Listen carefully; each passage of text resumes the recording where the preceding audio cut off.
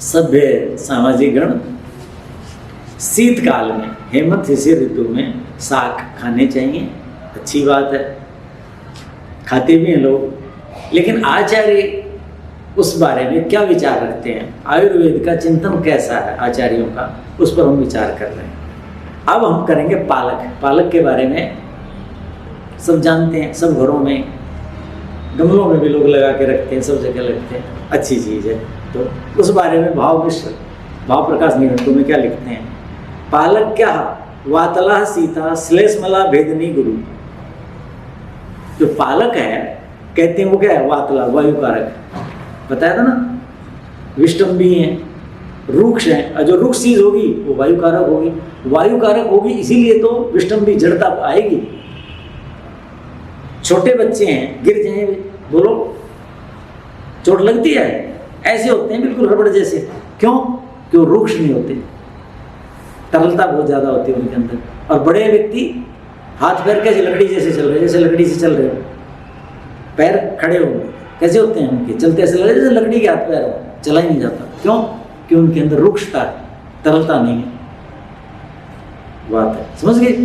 तो वातला पालक जो है वायु कारक है, समझ गए? जो बड़ी आयु के लोगों को पालक नहीं लेना चाहिए, और जवानों को भी नहीं लेना चाहिए। बुढ़ा तो एक दिन होना है, मान लो अभी से वायु घट्टी होती चलेगी, रुक्षता होती चलेगी, तो बुढ़ापे में फिर तंगी करेगी, बुढ़ापे में फिर तंगी करेगी। अब एक बात मतलब छूट जाएगी तो अभी याद आ गया कि जितने भी शाक हैं, बथुआ भी, वो भी निश्चय ही कुछ न कुछ रुक्षता पैदा करेगा, इनकी अपेक्षा कम है। तो ये ध्यान रखें कि जितने भी साग बनाए जाते हैं, जिनके पास घी है शुद्ध बढ़िया, वो घी में बनाएं इसको। स्नेह सिद्ध होना चाहिए। क्या होना चाहिए? स्नेह सिद्ध। स्नेह माने चिकनाई में, सिद्ध, इनको तैयार किया जाना चाहिए। जिनके पास घी नहीं है वो तिल के तेल में करें। तिल का तेल बाजार में 550 600 रुपये मिलता है मुझे, जो निकालता है, बोले इससे कम पड़ता है नहीं मुझे। भाई कोई बात नहीं, यदि इससे कम मिलता है 500 से कम, इसका मतलब मिलावट है, क्योंकि बेचने वाले को उतने में पड़ ही नहीं सकता। तो फिर तिल का तेल है, उसके बाद सरसों का तेल है। यही तेल खाने चाहिए जो दूर से बाहर से आ रहे हैं, पाम ऑयल, बनाना, नारियल, वो हमारे उत्तर भारत के यहाँ के नहीं। जो जिस क्षेत्र में रहता है उस क्षेत्र का तेल है। जैसे मूंगफली है, गुजरात में ज़्यादा होती है, मध्य प्रदेश में है, तो वो लोग वो खाएं। केरल है, तटीय प्रदेशों के लोग हैं, वो कौन सा तेल खाएं? नारियल का खाएं। कश्मीर और ऊपर के इलाके हैं, वहाँ बादाम और अखरोट है, उनका तेल खाएं। वो घी वहाँ होता नहीं, मत खाएं। जहाँ जो स्नेह होता है, चिकनाई होती है, वो वहाँ के लिए सबसे उपयोगी है। मैं जो चिंतन करता हूँ, क्योंकि हरियाणा में रहता हूँ, उत्तर पश्चिम भारत में पशुपालन खूब होता है, खेती खूब होती है, तो यहाँ घी ज़्यादा खाया जाता है, तेल कम खाया जाता है, इसलिए कह रहा हूँ। तो पहले घी, इसलिए पहले कह रहा हूँ। लेकिन जहाँ घी होता ही नहीं, मान लो हमारा व्याख्यान कोई जम्मू कश्मीर से ऊपर का आदमी पढ़ता है, सुनता है, उनके यहाँ तो गाय भैंस नहीं है, मान लीजिए, होती नहीं, बर्फीला इलाका कम होती है, अखरोट होता है, तो अखरोट के तेल में करे वो। गुजरात में पशुपालन भैंस आदि कम है, महाराष्ट्र आदि में, आंध्र वगैरह में, तो वो क्या करें? वहाँ जो तेल है, मूंगफली का है, तिल का है, वो करें, जो जहाँ की प्राकृतिक उपज है। तो घी, तेल, ठीक है कि नहीं? तो ये चीजें करनी चाहिए। तो क्या कहा उसमें बनाए, कल स्नेह सिद्ध में क्या कहता? स्नेह सिद्ध, स्नेह में, चिकनाई में तैयार किया जाना चाहिए। किसको? साग को। तो आपको ये दोष कम लगेगा, क्योंकि रुक्ष है, रुक्षता कम हो जाएगी, वायु कम होगी, ये चीज। तो शीतला, वायु कारक है पालक, और शीतल भी है। अब इस ऋतु में शीतल, जो चीज खाने के बाद शीतलता दे, तो खाओगे क्या? तो नहीं खानी चाहिए। तो उसमें गर्म चीज डालो, फिर गर्म मसाले डाल लो, या वो डालो, जैसे बथुआ डाल लो, थोड़ा सा, बथुआ गर्म होता है। सरसों डाल लो, सरसों का क्या होता है? गर्म होता है, लेकिन सरसों में रुक्षता है और कई चीजें हैं, तो इसलिए उसमें क्या करो? घी अच्छी मात्रा में डाल लीजिए, ताकि सरसों के दोष दब जाएंगे, पालक का लाभ मिल जाएगा। ऐसी व्यवस्था बना सकते हैं। तो शीतल होती श्लेष्मला, श्लेष्म किसे कहते हैं? कफ, कफ पैदा करने वाली। भेदिनी गुरु, समझ गए, हमारे शरीर का भेदन भी करती है, या शरीर की धातुओं को, धातुएं कैसी होनी चाहिए? संगठनात्मक होनी चाहिए, उनका भेदन करती है।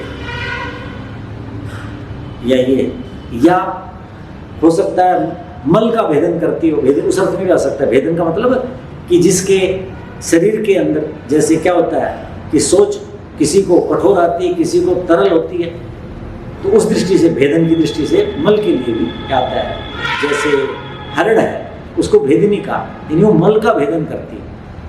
जैसे कोष्ठ हो गया, कब्ज हो गई, कुछ हो गया, तो भाई हरण दे दो, तो क्या होगी? उसका भेदन करेगी मल का, और भेदन करके तरल करके उसको बाहर फेंक देगी, तो वो रेचक है, कब्ज को दूर करती है। उस अर्थ में भी हो सकता है। किस अर्थ में? भेदनी का मतलब भेदन करने वाली। गुरु, भारी पचने। तो बड़े दोष क्या है इसके? वायु कारक है, शीतल है, और गुरु भारी है। कफ, यदि जिनको कफ है, खांसी जुकाम वगैरह, वो न खाएं। और जिनके पित्त और वात की प्रकृति है, तो वात का इसलिए नहीं खाएंगे, वायु पहले बढ़ाती है। तो पित्त प्रकृति के लोग इसको ले सकते हैं, ताकि उनको शीतलता न लगे और उनको कफ मिल जाएगा, तो पित्त शांत हो जाएगा। विष्टम्बिनी, देखो विष्टम्बिनी का मतलब वही हुआ पहले जो आया था। सारे साग क्या है? जड़ता पैदा करते हैं, ये जड़ता पैदा करती है। तो जिनके शरीर में वायु है, जो बड़ी आयु के लोग हैं, पहले लकड़ी जैसे हाथ पैर हो रखे हैं, फिर खाएंगे तो हो जाएंगे। कि मूली का, मूलक, जब मूली से पैदा हुआ जो नया पत्ता है, कच्चा कच्चा जो पत्ता है, वो कैसा है? पाचन शक्ति को बढ़ाता है, लघु हल्का होता है, रुचि पैदा करता है, उष्णम गर्म होता है। मूली का कंद नहीं, स्नेह सिद्धम त्रिदोष घनम। अब मूली की भुजी बनाते हैं सामान्यतया लोग, तो मूली का कंद और पत्ते दोनों डालो और उसको घी में या तेल में, स्नेह जो चिकनाई है उसमें उसको तैयार करो। सारे साग ही करने हैं, लेकिन ये विशेषकर करने हैं, क्योंकि इसमें जो कंद है वो कठोर होता है, उसको समय भी लगता है, और वो जलीय अंश बहुत ज़्यादा है, और वो अफारा करता है मैंने कहा। तो उसको जो भुजी बनानी है, तो घी और तेल में जरूर उसको कुछ कर लें। स्नेह सिद्धे लेना चाहिए। त्रिदोष घनम, तीनों दोषों को दूर करने वाली है मूली। यदि किस में करोगे? स्नेह सिद्ध करोगे, चिकनाई में तैयार करोगे, दोनों चीजों, कंद और पत्ते। और सीधा खाओगे तो फिर मैंने कहा अफारा करेगी, कच्ची। लस्सी दही के साथ तो खानी नहीं, और मूली को दूध के साथ खाओगे तो कुष्ठ हो जाता है। कुष्ठ का मतलब समझ रहे हो? रक्त दूषित हो जाएगा, फिर त्वचा खराब हो जाएगी, तरह तरह के विकार आ जाएंगे। तो मूली को दूध, मान लीजिए आपने घर में भोजन बनाया, किसी के लिए कोई आया, खीर भी बना दी और मूली का सलाद रख दिया, तो आप तो उसके साथ शत्रुता कर रहे हैं। एक तरफ तो खीर खिला रहे दूध की, और ऊपर से मूली का सलाद खिला ना। खीर के साथ केवल मधुर रस दूध के साथ है, पांचों रस नहीं खाने। खीर जब खा रहे हो तो सलाद लेनी, सब्जी लेनी नहीं, अलग रखो, खीर को बाद में खाओ, फिर कभी खाओ। तो मूली के साथ तो विशेष कर कुष्ठ लिखा है, आचार्यों सब ने लिखा है। तो लस्सी दही के साथ बिल्कुल नहीं खाना, दूध का तो मतलब ही नहीं। असिद्धम कफ पित्तकृत, यदि मूली को तेल में स्नेह सिद्ध नहीं करोगे तो क्या होगा? कफ और पित्त को बढ़ाएगी। ये मूली का मैं समय बता दूं, मेरी दृष्टि में मूली का जो समय है, मूली में क्या होता है? कटुक रस होता है, न तिक्त रस भी होता है, और शीतल भी होती है। तो जब पित्त कुपित होता है, कब होता है? सितंबर अक्टूबर में, यानी 20 अगस्त से 20 अक्टूबर शरद ऋतु है। शरद ऋतु समझ रहे हैं ना? वर्षा के बाद और हेमंत से पहले जो आती है वो ऋतु, सितंबर अक्टूबर इसलिए बोल रहा हूँ अंग्रेजी में। उस समय की जो मूली है वो सबसे ज़्यादा लाभदायक है, पित्त को शांत करेगी, बहुत अच्छी होती है। तो